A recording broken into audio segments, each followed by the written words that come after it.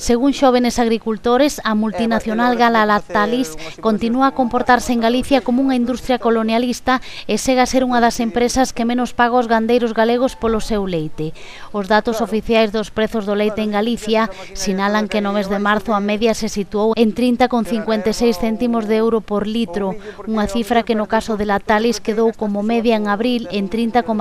céntimos, mentres en Francia, segundo as estadísticas de LTO Nederland, a firma francesa pagou 33,62 céntimos de euro aos produtores como media. O secretario xeral da Organización Profesional Agraria, Xóvenes Agricultores, di que non hai razón obxectiva para esta gravísima discriminación e para este diferencial de prezos. Francisco Bello lamenta que esta situación se manteña sen que a ministra de Medio Ambiente, Medio Rural e Marino, Rosa Aguilar, tome cartas no asunto e prefira mirar cara a outro lado. En todo o conxunto de Europa, segundo os datos de LTO Nederland, a media dos prezos pagados polas industrias aos seus gandeiros sitúase en 33,16 céntimos por enriba dos 32,4 céntimos de España.